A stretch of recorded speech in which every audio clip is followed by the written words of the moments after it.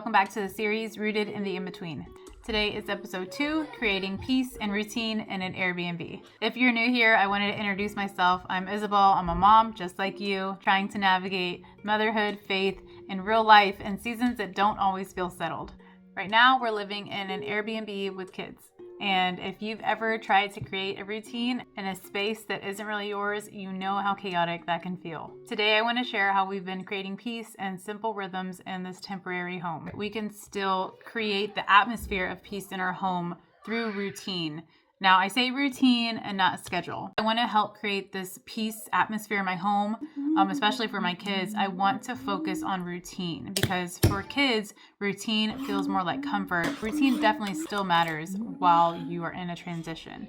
Even if you're traveling or you're going to be like me in an Airbnb or a hotel for like a month or a week or so. Moving on to how I like to organize a temporary space. How I personally organize a temporary space, depending on how much space you actually have. So when we moved here to the Airbnb, we got to spread out a little bit more. This is like a 4-bedroom home with like a den or / play area. So first things first, definitely got, the kitchen is the kitchen. I don't have to worry about the kitchen, living, or bedrooms, right? I did want to make the kids comfortable to where they knew where they could play, they knew where homework would be, and they knew where they could rest afterwards. And every time we do move to a different space, I like to unpack just enough to feel settled, but not to feel like we're stuck, right? My husband and I decided to save some money on storage and get rid of the things that we wouldn't need for about a year. It helps us be way more comfortable here in the Airbnb and to not feel so like heavy burdened with all of our materialistic things, right? Like we had a desk here, we had beds, we had furniture, all those things.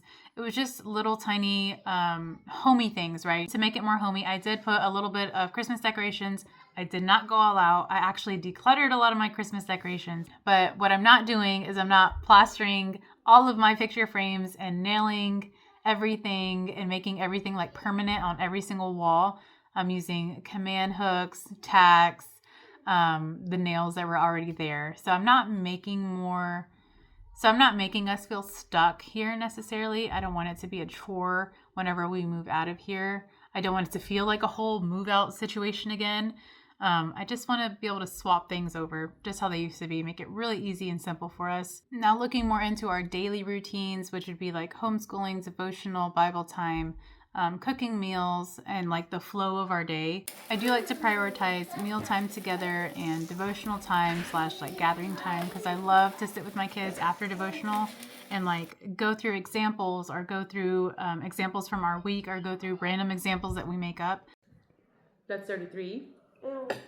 There's 34 and then 34 right here. So after we do our breakfast and devotional time, I'll have the kids go and grab their little charts that I made them recently. I call them like task trackers.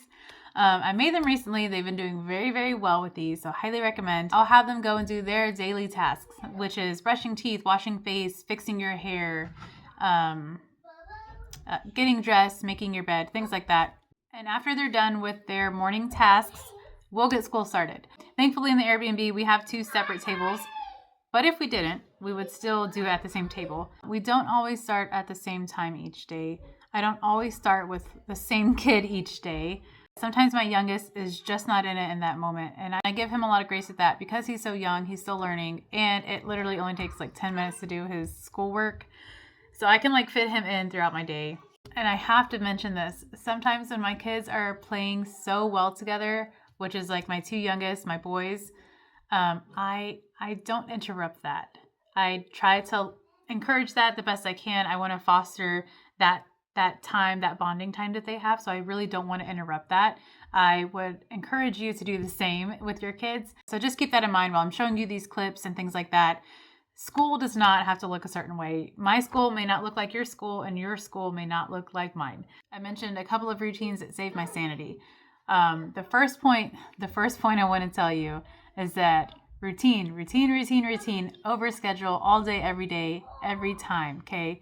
I tried the whole schedule thing. I tried, Chat GPT, tell me my schedule. I need to do this, and this. I got to get this, and done, and it has to be by this time and all of that. And I did it, and sure, I did it great, and it worked for me. I was very high alert. I was probably drinking way too much coffee than I needed to, and my My cortisol levels were probably through the roof because I was like, oh, it's almost this time. Oh, it's almost this time. I was checking my watch a lot, checking my phone a lot. I wasn't creating that atmosphere of peace, right? That is like the biggest take I want to give you. I want to give you that gift of routine versus schedule, okay? Going back to my 2 favorite routines that help save my sanity, one would definitely be like a morning routine. I like to be able to eat together as a family, sit down. Sometimes my husband is with me or with us if he is working from home. Sometimes he's not. But like even Saturdays and Sundays, well, scratch that, not Sundays, but even Saturdays, if there's no soccer game, I love to sit down with my family with just breakfast at the table, and we have our devotional and we have our family time and our gathering and our, our talks that we have with our kids. And I love it simply because it sets the tone for our overall day.